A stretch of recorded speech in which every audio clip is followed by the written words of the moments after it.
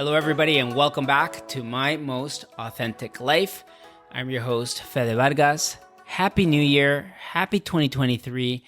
I'm wishing everybody a healthy and incredible year, a year where we may all continue to find our way to our most authentic self. So thank you to everyone that listened to the podcast this past year and to all the loyal listeners. We're 6 months into this, a lot of learning along the way and a lot more learning to come. And I'm feeling energized to continue on this journey with you. And remember, please, if you have found value and have enjoyed these episodes, please give us a rating and a review on Spotify, Apple Podcasts, or on your favorite podcast listening platform. I would really, really appreciate it. Now, this is always an exciting and motivating time of the year. Fresh start, clean slate, and the sky's the limit. But sometimes the start of the year comes with lofty expectations and perfection-seeking resolutions that are unrealistic, unattainable, and that really set us up to fail. In this episode, we'll set the stage for the 2023 mindset with my view that a New Year's mindset is not something you come up with once at the start of the year, but that actually resolutions can evolve and even start at different parts of the year. For me, one of the best resolution years was 2021. I use resolutions in quotations because I don't really make specific resolutions, but instead focus on bigger picture ideas. And that year, 2021, I started the year at one of my lowest points mentally, following my layoff and dealing with the pandemic lockdown in Europe. So I actually didn't start working on my resolutions until the end of February. And this year, I've had a bit of a head start. As I told you in the last episode, I had a freak accident, broke the fibula in my ankle 2 weeks ago, dancing of all things on a muddy, wet floor, wearing sandals during the Argentina World Cup celebrations, a World Cup I won't soon forget. Ironically, it happened in a moment of gratitude. Gratitude for all the good things that have happened to me this year and for all the amazing people that have come into my life, and a moment of pride for Latin America. But this accident has also been a reminder about the power of our thoughts. For a while now, I've been looking ahead to the new year, thinking of ways that I could slow down my life, looking at ways to take my life to the next level of personal growth. So the New Year's resolution thought process had already started. And I was unsure of how I was actually going to make all of this happen. But guess what? The universe had other plans. And even though I'm hobbling at the start of this new year, I'm facing this situation with a smile and a positive attitude. Responding to any situation is all about mindset. And I've been drawing on all the resources and tools gained from my personal development work to get me through this. Now, today, we're joined by my friend Mariana Lopez, who I'm indebted to eternally. She's been an absolute saint. She was with me for 3 full days following my accident, driving me all around town, getting me crutches, medicine, and taking me to and back from surgery. And actually, one of our friends coined a great nickname for her, Saint Mariana, patron saint of Playa del Carmen expats. And of course, I couldn't agree more. Now, during her regular life, away from saint duties, Mariana is an influencer campaign manager. She's a travel addict, having traveled to 33 countries and counting. She's lived in Spain, the US, and yes, you'll randomly find her in Patagonia one moment and on the Greek islands the next. And she is the one person that without fail can light up a room, make you laugh, and make you smile. I can't think of a better person to have on the podcast for this very first episode of 2023. Welcome to the podcast, Mariana. Thank you for being here. Thank you for inviting me. It's a pleasure to be here. Thanks so much. And I want to get started with one of the many topics that we covered over 3 days of conversations, and that was about the art of kindness. At one point, I was at a loss for words for everything that you were doing for me, and you shared a story about how you had gone through something similar, but you were on the receiving end, which got me thinking that there is an art in both giving and receiving kindness. What are your thoughts about kindness, and tell us about that experience where you were on the receiving end? Yeah, it's interesting. I think we talked about this briefly where sometimes it's hard to receive kindness when you need it. And it's overwhelming to realize that people are willing to help you and be there for you, even though you're not really asking for it. And it's a bit of a pay it forward thing for me because, yes, about a year and a half ago, I had an accident also. I didn't break my foot, but I did sprain it. And I was not able to walk for 4 full weeks. And I had a friend who would just like pop by my house with groceries, walk my dog, just like drive me wherever I needed to work and back if I needed. So he was around the whole time. I don't remember ever actually calling him once, other than to tell him that I had had an accident. And he was just there throughout the whole time. And it's really nice when you need it to have someone there just be there, even if they're just sitting. Like when you were at the hospital after surgery, we were just sitting around and talking, like they're just hanging out. So yeah, for me, it's a pay it forward. And I made a joke about I would do this for 27% of our friend group. Um, but the truth is, like, if someone needs it, and you can make their life a little easier, a little better, um, at any given point, do it. That's basically it for me. Yes, 1000%. Couldn't agree with you more. And even just today, getting prepared for this interview, I got a random knock on my door, and it was one of my neighbors bringing me hot chicken soup, completely unexpected. So sometimes you just have to be prepared to receive the kindness.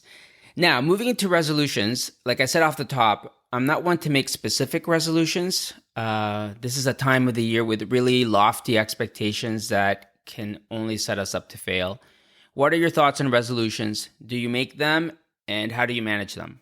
I used to make resolutions, but I never saw them through. The usual make more money, go to the gym, at least once a week sort of thing. I think since the whole pandemic and just how much my life has changed over the past 2 years, I don't really do those resolutions. Those to me should just be habits, that we should have no matter when in the year you start. Um, I guess resolutions for me now are more so like about myself. Like, I'm going to focus on myself. I'm going to do this for me. I'm going to, you know, uh, just get all the toxic stuff out of my life that I don't need, more so than actually sticking to something like going to the gym once a week. I don't know if you can call them resolutions or just like working on yourself, which I know it's like a big part of what you're doing and also doing with this podcast. So that's how I see them. That's what I do. Yeah, I completely agree.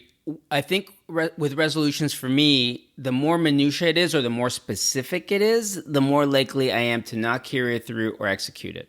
Yeah, yeah, definitely. I don't think I've ever made a resolution that has actually stuck through the year at all.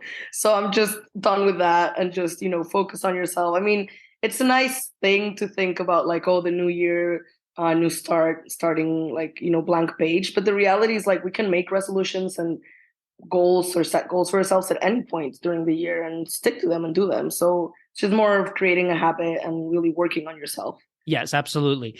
And that's why I mentioned the year 2021, which is interesting because that year, like I said, I started the year rock bottom. I had my 16-year career had ended, lockdown, wasn't able to see anybody. And then, so obviously I wasn't in the mindset to set resolutions at the beginning of the year, but I actually kind of locked them in, this big picture idea. Again, no specific things, by the end of February. And 2021 turned out to be incredible. That's the year I met you and all these amazing other people. So I do want to devote some time to 2021. Let's go back to 2021 and the vibe, the energy, and how we met and how this little community of people in Playa met. 2021 was definitely an interesting year. I think we all attracted each other because we were all at some low point in our lives, whatever it was, whether it was like breakups, ending careers, just wanting to move somewhere new. And I think you attract what you put out there. And we were just a group of people trying to find ourselves and kind of like, collect ourselves and build ourselves up. And we found a great community here. I think, 2021 was definitely like an interesting year. Yeah, it's a banner year, and there are obviously all these positives, lifelong relationships, lifelong friendships. And I guess the not the downside, but there's this kind of desire to compare sometimes. And in 2022, I kind of was falling into that trap sometimes where I'd be like, oh, this isn't quite what it was, losing sight of all the amazing new people that had come into my life. So what are your thoughts on about that, about the desire sometimes to compare compare year to year and try to kind of match those experiences. Yeah, I feel like that happens a lot just in general with everything. I've definitely had it happen in the past where, I volunteered somewhere and it was the best time of my life, and then I went back the following year and it was different people, different. So you're kind of expecting it to just be like a repeat of what you lived, but it truly isn't. And you're right, we do lose sight of what we actually have that second time around, right? 2021 was definitely, I would say, probably one of the best years of my life. And I also went into 2022 with that expectation. And we both know that our group of friends really wasn't even in Playa anymore. So it was really hard to like, I don't know why we had those expectations when they weren't even around. Um, so yeah, it's hard to try not to compare something that you really loved and something that really helped you. But yeah, you should never lose sight of what you actually have that next time. And you're right, we met so many new great people um, that are still here, that are still around, that we hang around with, that we became friends with. And it's just a different life, I guess. It's a different style of life the second time around, but it doesn't mean that the first time was better or worse. It's just we try to compare it so closely, we kind of lose sight of what we really have. Yeah, I think it comes down to just living in the moment and whatever moment it is, taking that moment in and those new relationships in. And yeah, I would say I feel when it comes down to it, I feel equally as grateful for the meaningful relationships and friendships that have come into my life this year. For sure, yeah. Yeah, 2022 has been a great year also.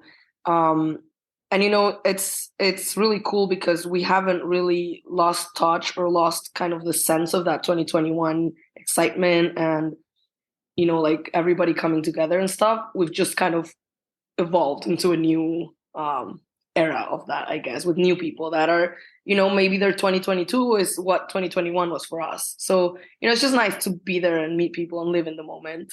Yes, absolutely. You said a good word there, evolve.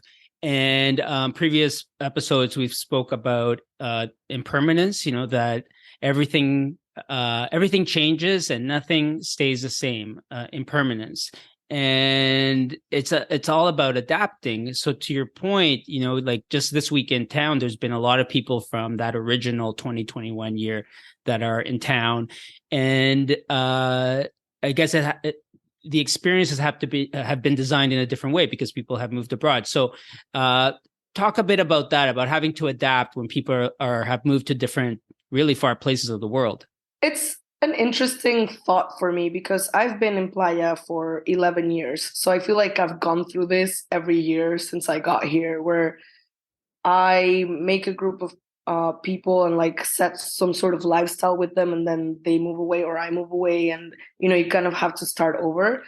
And at the beginning, it was really hard, and I think with the group of people we met in 2021, it was even harder because we were all so alike and so like in sync that it felt almost like empty when they left. But yeah, at the end of the day, you adapt to your surroundings, to the new people that you meet, to the new experiences that you're living, and you keep in touch with those people and you go and see them and travel with them. I mean, I did this year. I traveled with a couple of friends that don't live here anymore. I just met them somewhere else. Like you don't really lose those relationships or that sense of wanting to be together. You're just evolving and adapting to the new, I guess, the new people or the new lifestyle that you're leading now that they're gone. Yeah, it comes down to one of the themes of this podcast, which is life design. You are always empowered to seek out and create the life that you want to live. So now moving into slowing down your life. This is something that I've had top of mind for a while now, and the universe has literally slowed me down. But one way I thought I could actually implement this in the new year before this accident happened was by scaling back my social life. And with that comes, of course, a challenge of FOMO, especially when things are just so busy all the time. So your mindset about FOMO is crucial so you can have the ability to pull back in a healthy way and focus on yourself. How do you manage FOMO when our social lives are so full and so busy? I think in this day and age, because everything is so public, I guess. We follow our friends on Instagram and they're always doing stuff and we're always like, oh, I wish I was there, jealous. I think FOMO is, I think it's bad personally. Not that I haven't felt FOMO, of course. But I think it's more so a feeling of a little bit of jealousy or envy that you're not part of something, more so than being happy that your friends are doing something. And like you said, now that you've been kind of forced by the universe to stop, and now's the time of year, like you said, a lot of our old group is coming into town, our new group is here, so there's like a lot of social things happening. But at the end of the day, and this happened to me when I had my accident a year and a half ago, it's like, let me slow down and miss out on everything for 4 6 weeks, however many weeks you need to miss out, and focus on what's coming after. Like, first of all, it's your health and you gotta make sure that you're good. And secondly, it's just like, that's an immediate social thing that's like, oh, right now everybody's going out tonight and I'm not there. Whereas, hey, in 2 months when I'm better, I'm gonna be traveling with them, or I'm gonna go here, I'm gonna see them. We're gonna have this big whatever reunion or stuff. So that kind of helped me through when I couldn't walk, because yeah, it was summer. Everyone was here. I was just sitting at home with my leg all like bandaged up, just like scrolling on social, seeing everyone going to Santino's and like to the beach and just not being able to be there. So there's like an instant, like an immediate, not instant, immediate feeling of I wish I was there. But like at the end, in that time, I had a trip coming up. I was going to go to Peru 2 months later. So that was my focus. Like, okay, fine. I am missing out now, and I am kind of a little jealous that I'm not able to be there with them, but I'm focusing on what's coming in the future. And yes, sometimes things happen for a reason, and sometimes life and the universe has a way of making things happen for you. Now, sometimes we also have a tendency to dwell on misfortune. And but what were some of the positives that came out of you being immobilized after your accident and being at home for these several weeks? I mean, I guess the first thing for me was like spending time at home. At the time, I wasn't working from home. I went to an office, so I was able to work from home that whole month. And to me, that was a luxury. Just being home and like, just spending time with my pets. I was telling a friend about this the other day. Like, it sounds silly when you say it out loud, but like, even just quality time with my pets, being there with them, focusing on myself, making sure that, I finished books that I had been trying to finish for so long, that are just like on my nightstand looking at me like, when the hell are you going to read me? and there was also like, going back to that part about kindness that we were talking about in the beginning, there was like a lot of outreach from friends going like, hey, are you okay? Should we swing by and like bring you something? Do you need anything, sort of thing? So I feel it was like, for me, the positives was like focusing on myself, being with myself, because me, I'm very social. I go out a lot. So for me to like stay home and just be with myself and focus on myself, even for just 4 weeks, was amazing. And yeah, it was nice to kind of also have that outpouring, which I know you've experienced also recently, like just people reaching out. And, doesn't mean that sometimes I feel like we got lost in our social lives, that we always go out and do something. Whereas sometimes just a text from a friend like, hey, how you doing? Do you need anything? It's just like, whoa, there's a connection beyond us going out for drinks. Yeah, I completely agree. And yes, all of the outpouring of support has made a huge, huge difference. And one interesting side effect, weirdly enough, of all of this has been feelings of relief. I've been thinking a lot about slowing down and on this next stage of personal growth. So with this accident happening, it's almost kind of like, well, that's sorted. So anyhow, I really value your insight on all of this. It's comforting to hear what you just went through. Yeah. And it segues into the next topic I want to discuss, and it's the parable of the Chinese farmer. And the lesson here is the idea of good or bad, hard to say. So this Chinese farmer loses his horse, and the neighbors say, oh, that's unfortunate. But he's like, maybe. And then the horse comes back with seven new horses, and the neighbors are like, oh, that's lucky. He's like, maybe. And then his son is trying to tame the horse and breaks his leg, and the neighbors are like, that's unfortunate. And he's like, maybe. And then the next day, the military comes to try to take his son off to war. But of course, with his broken leg, they don't take him. So he's like, well, that's lucky. And the farmer's like, well, maybe. The whole idea there that good or bad, hard to say. Sometimes what is misfortune or fortune at face value can turn out to be a really good thing. So have you experienced something like this in your life where something really bad has turned out to be a good thing? I call them blessings in disguise. It's yeah, I've definitely gone through that, and actually that is how I met all of you. I went through a breakup from a long-term relationship. We were living together, and it was probably the toughest 2 weeks of my life. I was like crying every day. I hated everything. Everything sucked, like after a breakup, normal. And maybe a week or two later, I met someone from the expat group, and then I met GP, another person from the expat group, and then I met the group, and it changed my life. So at the beginning, I was really like down and hard on myself about like, oh, why did this relationship fail? Like it's horrible. And then just a month later, I was so happy, like hanging out with a new group of friends that I clicked with, going to Mexico City, like all of us together a couple months later. I mean, it's I think it's hard, or we shouldn't really coin the term good or bad to situations. And I kind of really like this story you were telling about the farmer, because you can't really say something's bad until you've seen like the consequence of it through.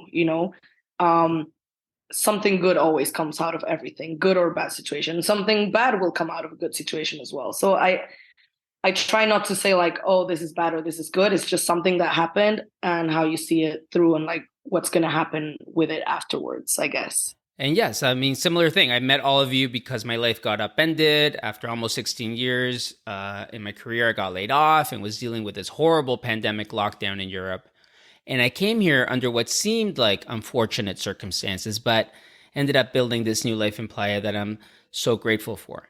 Now, the big difference between 2021 and this situation is all about mindset. I have a really positive outlook, and it comes from the tools and resources I've gained from my personal development work. Now, how do you keep a positive mindset, a positive attitude in the face of adversity? Yeah, we talked about this a little bit when you were in the hospital. That, like, I remember right before you went into surgery, you were like, I have a really positive mindset because so many people have like texted you and you were just like in a good spot in your life when this accident happened. So yeah, it's easy to like put ourselves down and like just make everything seem sucky. And I know I've probably talked about this with a lot of people, where it's like when something bad happens and you have a negative mindset, every little thing that happens seems like a burden. So I dropped my 20 pesos. And then next week, I hit myself in the corner of the table. And then next week, I was cooking and I ran out of gas. Just like little things that really should not matter. But if you have that mindset, everything is a burden and everything's going to just seem bad. And you're really putting that energy out there. It's not really that it's bad things. Everything can be fixed. So I really appreciate it when we were at the hospital and you were like just so positive the whole time. Like it rubbed off on me. I was just even happy, just sitting there like, yay. Because yeah, you like you said, we all met when we were coming out of stuff, and we were probably all kind of like, COVID, lockdown, nobody can travel. I'm like out here by myself. And then we met each other and realized that, those little things don't really matter as long as you're okay with yourself and your surroundings. It's yeah, positive mindset. Yeah, and I think what played a huge role in that was that we have this group WhatsApp chat, and obviously something like this, although it was unfortunate, it's also a source of humor, and it was all like the funny comments and the collective good vibes that just put me in a really good mood. And what's interesting, it's weird, like what mindset can do for you. When I was, laid off and in lockdown, I wasn't physically hurt, but in a way, even though I can't move and I'm I'm stuck. And this is almost a much better or easier situation because of how community has come and supported me. Yeah. No, I think the mind is a powerful thing. And if we use it to, make everything better for ourselves, everything just seems like it's something that's happening. It's not a terrible thing anymore. It's just, okay, this happened.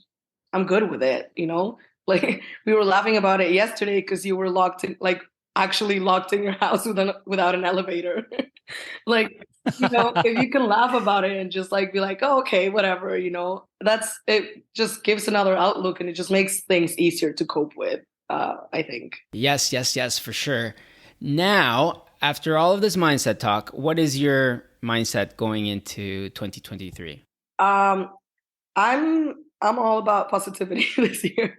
I've been dragging. I mean, as much as I like to think that I'm always in a good mood and stuff, I've been dragging baggage. I was inspired by a friend recently.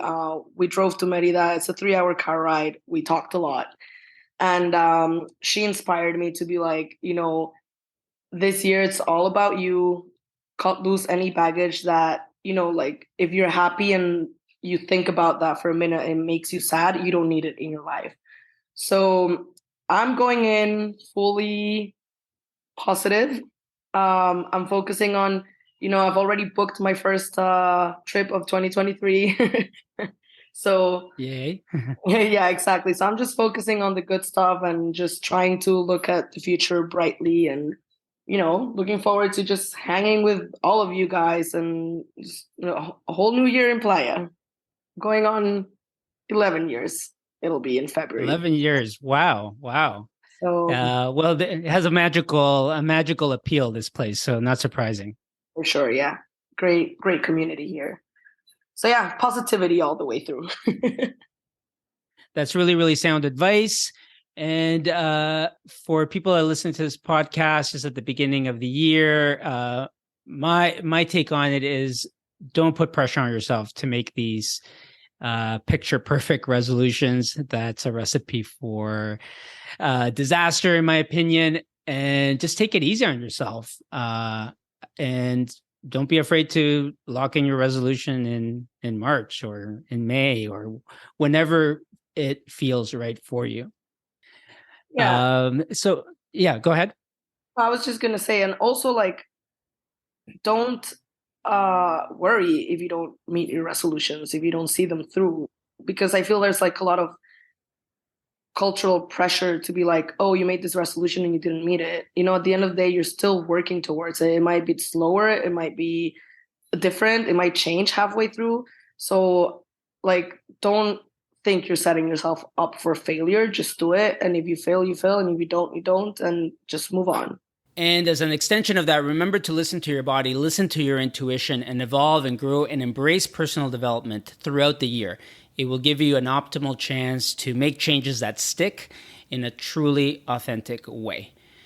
And well, Mariana, that brings us to the end of this episode. Thank you again for being a rock star, for helping me get through this. This has really honed in my 2023 mindset and reminded me that things happen for a reason. Like I said, I would do this for any of my friends, anyone who needs it. And I'm sorry that you broke your foot, but I'm actually really glad because we got to bond over 3 days, which we hang out a lot, but we haven't had that one-on-one, just the two of us really bonding time together. So I really appreciate it. So I'm grateful for that muddy, disgusting floor at Santino's. Thank you. Is it good or bad? Hard to say. There you go. This is a perfect example. So thank you, Mariana. Thank you so much for being part of this. Thank you for inviting me. It's been a pleasure. And that's our 2023 Mindset episode. Thank you for listening. Have an amazing day. Have an amazing year. And remember to keep on living. Time on.